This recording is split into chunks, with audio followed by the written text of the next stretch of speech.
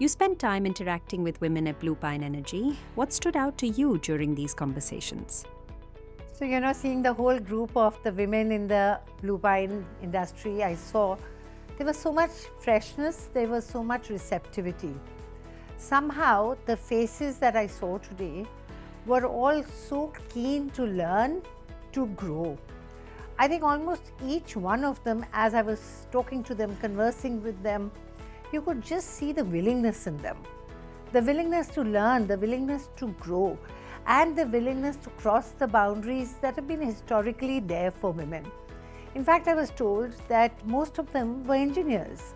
And when you think of the previous years, when you would hardly see any girls from the STEM industries, and when you look at this group now, where there are so many more in numbers, we still have a long way in getting more representation in workplaces, despite there being so many qualified girls as we saw today.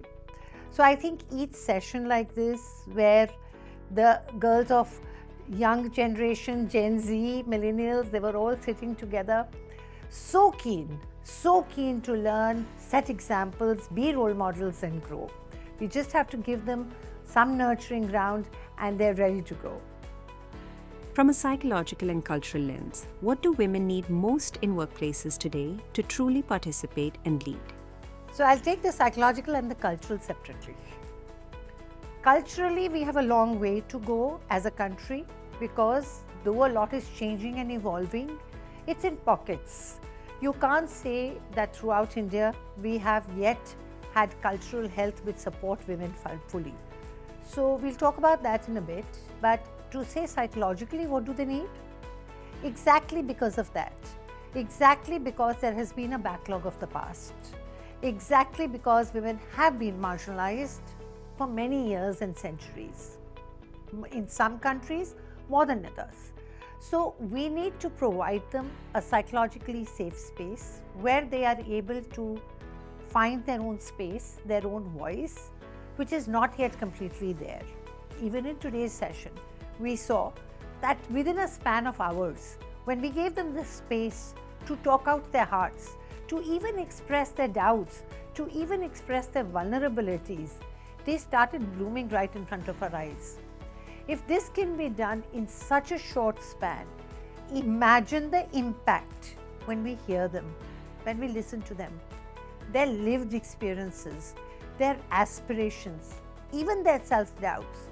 Just having that support group which listens to them, does not judge them for what they're saying, and their opportunities are not restricted if they exhibit signs of self-doubt, because it's not their baggage.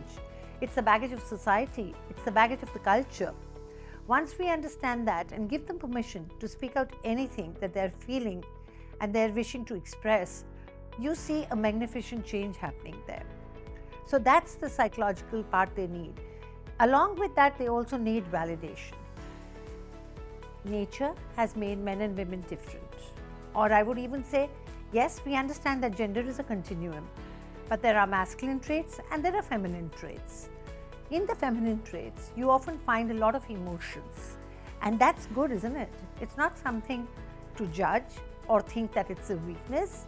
Those emotions are the energy. When it's channelized in a direction of creativity, oh my God, the results are tremendous. But if they're judged for their emotionality, if for their feelings as they come up, then they curb them. And then the whole feminine energy is lost. We know that it's the balancing of the masculine and feminine within ourselves and outside that's going to lead to ultimate health of an individual, of the organization, and of humanity. So unless that is accepted and validated, it's not going to be expressed in its richness. I think women need to be heard and validated more than ever before. Culturally, when you asked me about culture, what do we need to do culturally? I think there is a parallel conversation that needs to happen.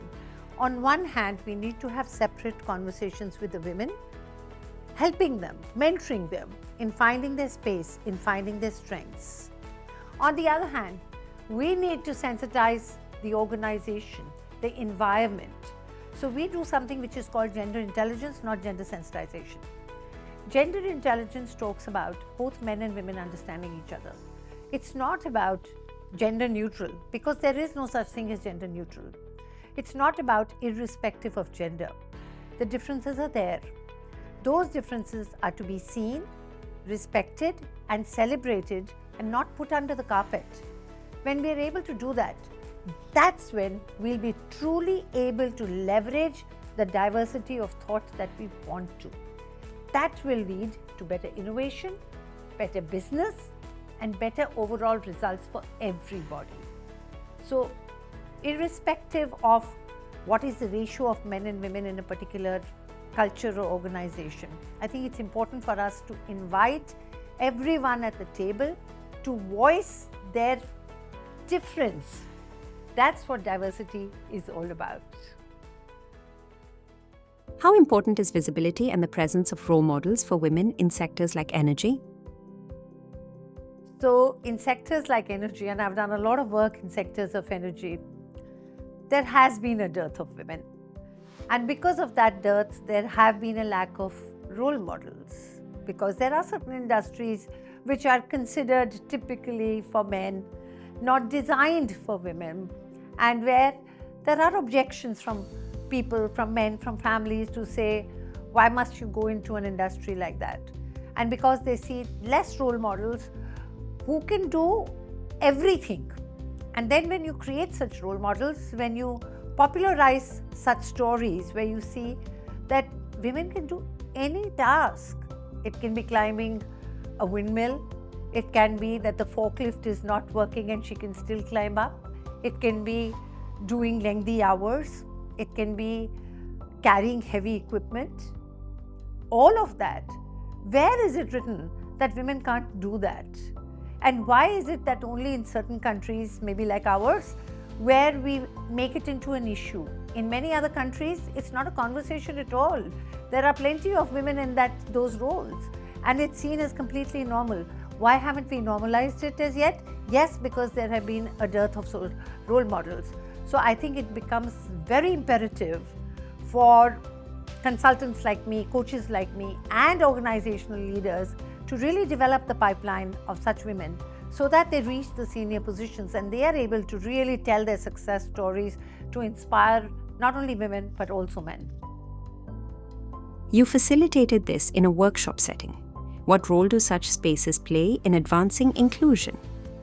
I think the workshop setting really brings about a relief in a lot of people, like it did today, that I'm not the only one. In the workshop setting, when you're able to provide the psychological safety, the comfort, where they are truly able to open up, through several, I would say, techniques, when experts and leaders talk to a group in a workshop setting, whether it's men or a mixed group, when you talk to them in a workshop setting, you should be able to touch a chord inside. You should be able to have the expertise to make the message go into the unconscious mind. You should be able to have the expertise to help them open up so completely that when they do open up, they get that hearing, they get that validation, and they also get the support from their peers. When we did the session today, they spoke about their limiting beliefs. And as they did so, they started getting immediately, instantaneously, the support from others. So whatever their self-doubt was actually tackled right there on the spot as people gave them that encouragement and support. And then they felt, I was not the only one. I'm not the only one. I'm not messed up. It's perhaps something to do with the culture. It's perhaps something to do with the workplaces which are not yet ready for women completely. So through that, I think they themselves have learned now how to navigate around the barriers, around the challenges, around the biases, to be able to really rise up powerfully. One thing I can tell you, when women are heard and validated, some extraordinary power comes inside them. Just by that, they become superwomen and they have the solutions themselves. You don't even have to give them solutions after that. Looking ahead, how do you see inclusion shaping the future of organizations and the energy sector specifically? So when I say how do I see it shaping the future, I'm a little concerned. How is inclusion going to be really an enabler to shape the future? It's going to happen only if more and more stakeholders, leaders, people who own the agenda are very authentic about it. Tokenism won't do. If people are not passionate about it and are doing it just because it's a buzz, it's a fashion, it's the in thing to do, nothing will change. Each conversation that happens on inclusion, on development and enabling the diversity group has to be very deep, has to be very meaningful. You can't waste even a single opportunity. Unfortunately, I do find many places where this is happening.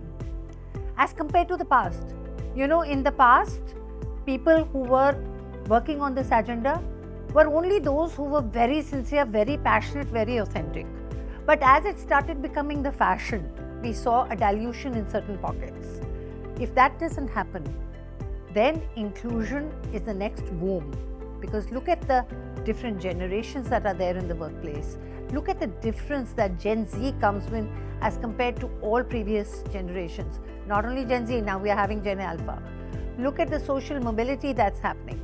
People from all different parts of the country, even the remotest areas, are coming to work in the corporate sector. I coach women who say, my father was a farmer, my father was an auto driver, and today she's standing shoulder to shoulder with maybe somebody who's lived their whole life in a metro or studied in public and convent schools. If that is happening, how can we avoid but think of inclusion? With generative AI coming in such a large way, which it can be a big boon to humanity, it can also be a cause of a lot of anxiety and stress. If there is no inclusion, where there is a sense of belonging people feel in their environments, it will become very dangerous then. We are often debating whether AI is dangerous or not. I think it will become dangerous if we don't have inclusion. If we have inclusion, it can take us to the next level. So I think that is what inclusion can do. And especially in the renew sector, I think this is one of those industries where we have to break the stereotype or the myth that this is for men only. Manufacturing, renew energy, these are sectors where when I go there as a consultant, I get a lot of objection from men that this is not a role for women. Or we will have to compromise on work if there are women there. I think as more and more women succeed, as there are real examples, that myth will be broken for every other industry which is supposed to be a male-dominated industry.